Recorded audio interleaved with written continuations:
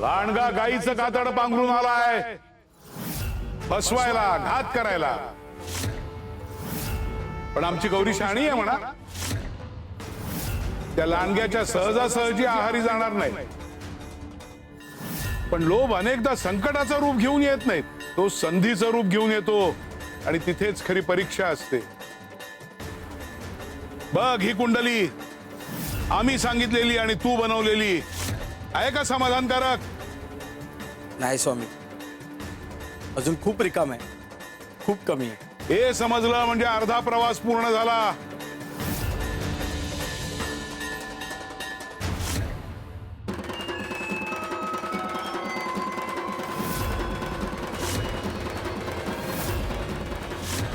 गेले आता हे, या दोघींचं काही खरं नाही. सरदार एवढे वेळ शांत होते, पण आता त्यांचा अहंकार दुखावलाय.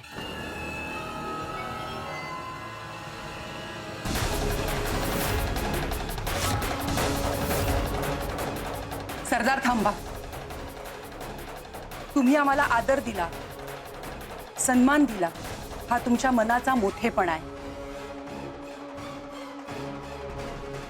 सरदारांकडून अशाच वागण्याची अपेक्षा असते, बघून बरं वाटतं.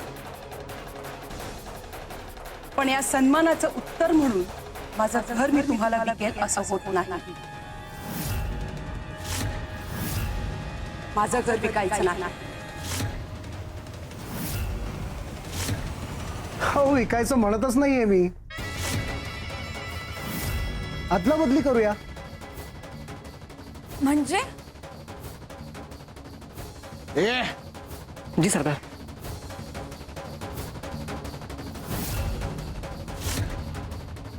हे बघा, घ्या. आता कर्तव्याचा रकाना भर, भक्तीचा रकाना भर, माणुसकीचाही रकाना भर. आणि त्या क्षणी आमची कृपादृष्टी तुझं आयुष्य बदलायला सुरुवात करेल. अरे कुंडली बदलण्याआधी माणूस बदलला पाहिजे. माणूस बदलला की प्रारब्धाची दिशा बदलायला वेळ लागत नाही. स्वामी, समजलं आता. ग्रह बदलण्याचा हट्ट नाही करणार, स्वतःला बदलण्याचा प्रयत्न करेल.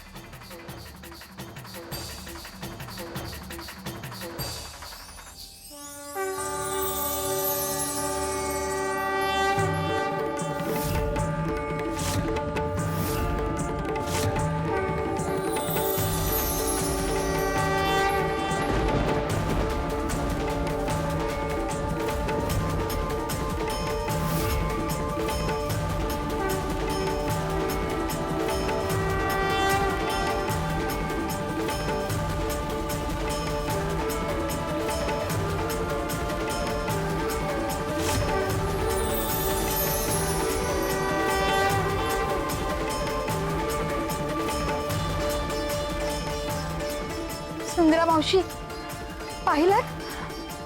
स्वामी तेजोमय झाले, स्वामी तेजोमय झाले, स्वामी तेजोमय झाले, स्वामी तेजोमय झाले.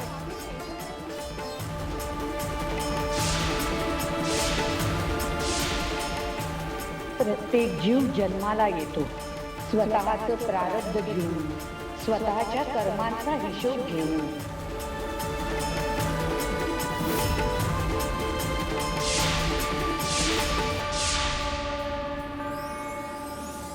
पण जेव्हा ब्रह्मांड नायक कृपा करतात तेव्हा बदलते प्रारब्धाची दिशा.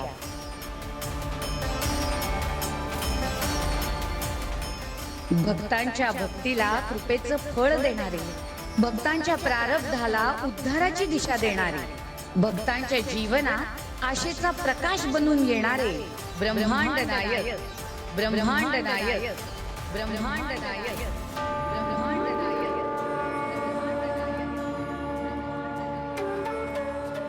श्री स्वामी समर्थ.